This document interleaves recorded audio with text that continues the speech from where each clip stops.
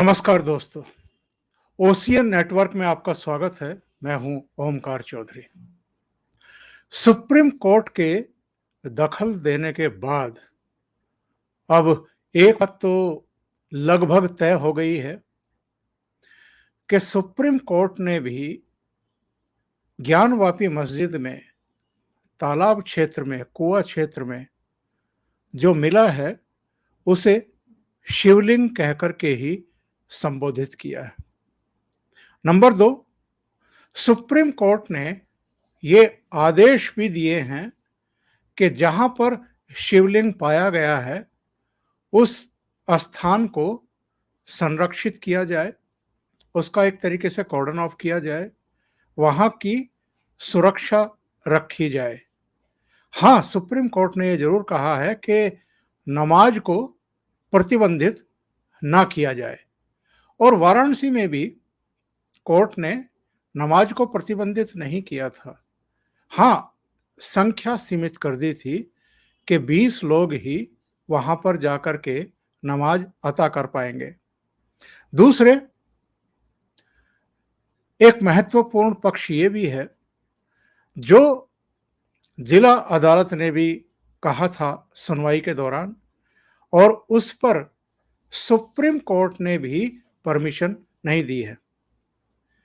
प्रतिवादी पक्ष यानी मुस्लिम पक्ष, जो मस्जिद कमेटी है, वो चाहती थी कि वहां वजू खाने को बंद ना किया जाए, यानी जहां पर शिवलिंग मिला है, बाबा मिले हैं, वहां पर ये लोग अभी भी, इसके बावजूद भी कि पूरे देश में एक हर्ष की लहर है कि सैकड़ों साल बाद, करीब करीब 300 साढ़े 300 साल बाद नंदी को महादेव के दर्शन हुए हैं, नंदी को महादेव मिल गए हैं, शिवलिंग प्रकट हो गए हैं। इसके बावजूद ये चाहते थे कि वहां वजू करने दी जाए, यानी हाथ पांव धोने दिए जाएं, चेहरे धोने दिए जाएं, और कुल्ला वगैरह भी वहीं करते हैं। इस पर बड़ी तीखी प्रतिक्रिया लोगों की आ भी रही है कि इन लोगों को अगर इस बात का एहसास था कि ये शिवलिंग है और इसके बावजूद अगर ये इस तरह की हरकत कर रहे थे, तो इनके खिलाफ तो सख्त से सख्त कार्रवाई होनी चाहिए। सुप्रीम कोर्ट में जो प्रतिवादी हैं, यानी जो अंजुमन इंतजामिया मस्जिद की याचिका है, उस पर 19 मई को सुनवाई होगी, यानी कल सुनवाई होगी। लेकिन उसमें क्या होगा, क्या नहीं होगा, इनके ऐतराज क्या हैं, इनका कहना क्या है, ये सुप्रीम कोर्ट आगे सुनवाई के बाद तय करेगा कि उसको सुना जाए कि नहीं सुना जाए। लेकिन वाराणसी की कोर्ट में कुछ कुछ ऐसा हुआ है जिस पर अब जो कोर्ट कमिश्नर नियुक्त किए गए थे 8 अप्रैल को, अजय मिश्रा, उनको कल हटा दिया गया, कोर्ट कमिश्नर के पद से हटा दिया गया। और ये एक अप्रत्याशित घटना थी।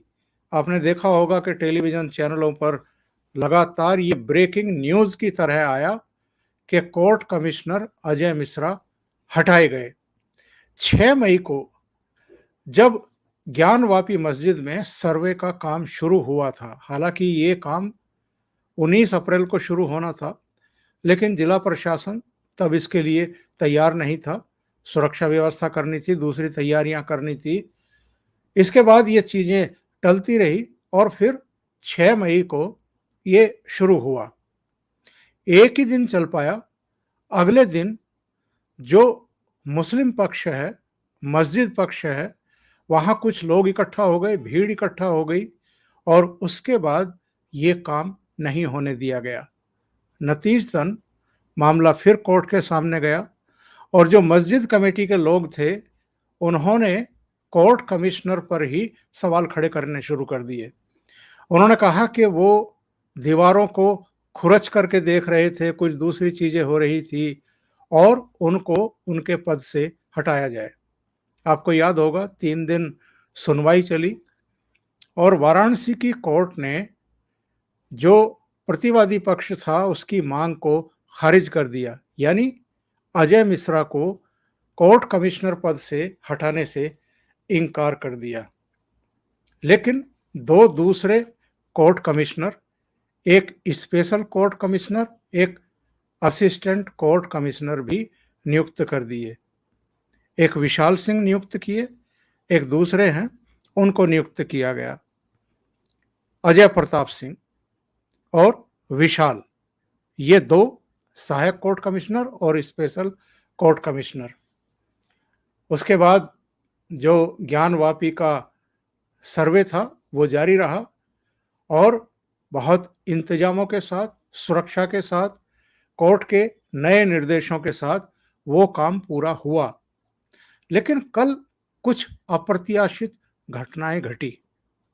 जैसे special court commissioner Vishal Singh ने कोर्ट में एक याचिका दायर करके, एक आवेदन दायर करके ये आरोप लगा दिया कि कोर्ट कमिश्नर अजय मिश्रा ईमानदारी के साथ, निष्पक्षता के साथ कामकाज नहीं कर रहे हैं। और ये भी कहा गया कि उन्होंने जो वीडियोग्राफर रखा हुआ है उसने कुछ चीजें लीक की हैं और कुछ मीडिया में बातें की हैं। हालांकि अजय मिश्रा ने कहा कि वो पूरी ईमानदारी के साथ ही काम करते रहे हैं और कोर्ट का जो भी आदेश है उसको वो शिरोधार्य करते हैं। लेकिन उन्होंने कहा कि विशाल सिंह ने गलत आरोप लगाए हैं अपनी महत्वाकांक्षाओं को पूरा करने के लिए। महत्वाकांक्षा क्या? ये चर्चाएं चल रही थी कल से ही कि कोर्ट में रिपोर्ट कौन पेश करेगा, यानी रिपोर्ट जो तैयार होने वाली है उसको कौन पेश करेगा। और ये पेश होनी थी, लेकिन इसमें अब 2 दिन का समय और मांगा गया है। कोर्ट ने स्पष्ट किया है कि अब अजय मिश्रा चूंकि कोर्ट कमिश्नर नहीं रहे हैं, इसलिए अब विशाल सिंह ही जो स्पेशल कोर्ट कमिश्नर हैं वो रिपोर्ट पेश करेंगे। लेकिन एक नया विवाद जो है वो शुरू हो गया है वहां पर।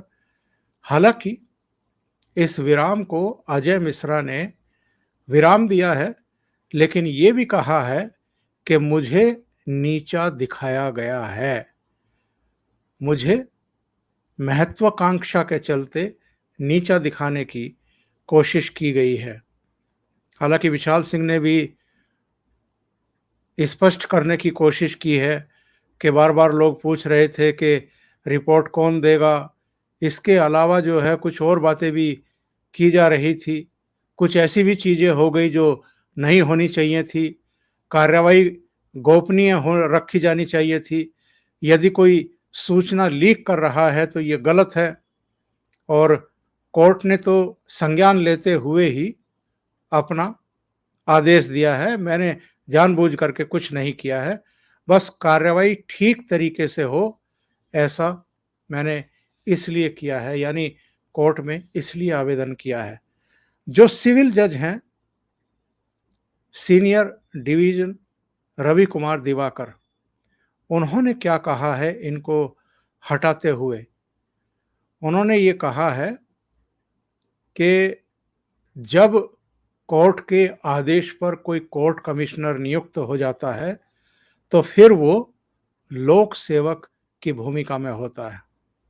ऐसे में निष्पक्ष होकर के पूरी निष्ठा और ईमानदारी के साथ अपने दायित्वों का निर्वाह करना चाहिए। जबकि अधिवक्ता आयुक्त अजय कुमार मिश्रा ने दायित्वों का निर्वहन ईमानदारी से नहीं किया। और अदालत ने यह भी कहा कि अधिवक्ता आयुक्त की टीम के सदस्य मीडिया में बयानबाजी कर रहे हैं। विशेष अधिवक्ता विशाल सिंह की ओर से लगाए गए आरोप गंभीर हैं। ऐसे में उन्हें कार्यमुक्त करते हुए विशाल सिंह को अब टीम का नेतृत्व सौंपा गया है। और इसके साथ ही उन्होंने, यानी कोर्ट ने यह भी स्पष्ट किया कि जो सहायक अधिवक्ता आयुक्त हैं अजय प्रताप सिंह, वो विशाल सिंह का सहयोग करेंगे, स्वतंत्र रूप से कोई काम नहीं करेंगे।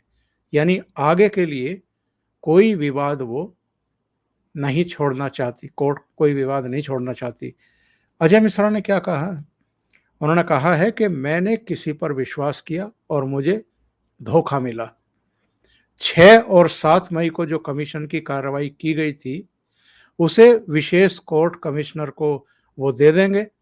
इसके बारे में अदालत जैसा आदेश करेगी, वैसा करेंगे। ये एक सामान्य प्रक्रिया है जिसके तहत अदालत ने मुझे ज्ञानवापी मामले से हटाया है।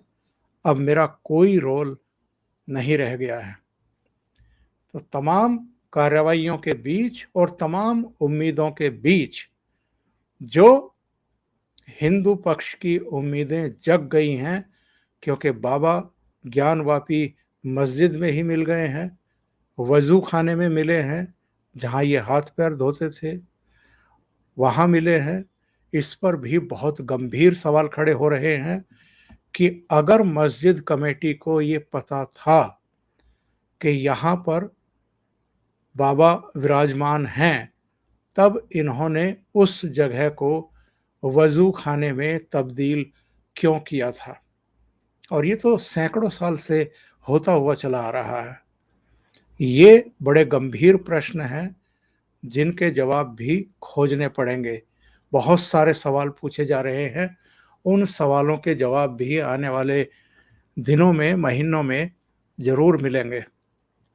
सबसे बड़ा सवाल तो यही है, जहाँ नंदी विराजमान हैं, वो एक्चुअल में उस शिवलिंग की ओर नहीं देख रहे हैं, जो वहाँ पर हैं, स्थित हैं। अब ये बताया जा रहा है कि जो शिवलिंग वहाँ यानी मंदिर में विराजमान है, वो प्रतिछाया है। जो मूल शिवलिंग थे, जो बाबा थे, वो एक्चुअल में मस्जिद क्षेत्र में थे, जिसकी तरफ नंदी देख रहे हैं। और अब ये मामला चूँकि जिला कोर्ट में भी है, सुप्रीम कोर्ट में भी है, ये उम्मीद की जा रही है कि इसमें अब दूध का दूध और पानी का पानी हो जाएगा।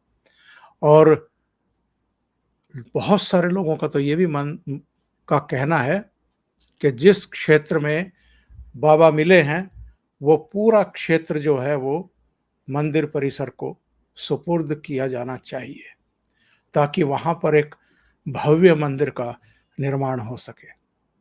अभी के लिए इतना ही। बहुत-बहुत धन्यवाद। अगर आपको ये चैनल और इसके कंटेंट पसंद आ रहे हैं, तो लाइक करें, कमेंट करें, वीडियो को शेयर भी करें। अभी तक अगर आपने ये चैनल सब्सक्राइब नहीं किया है, तो सब्सक्राइब कर लें और साथ में लगे बेल आइकॉन को दबा दें, ताकि आगे आने वाले वीडियो और उनके नोटिफिकेशन आप तक पहुंचते रहें। बहुत-बहुत धन्यवाद। नमस्कार।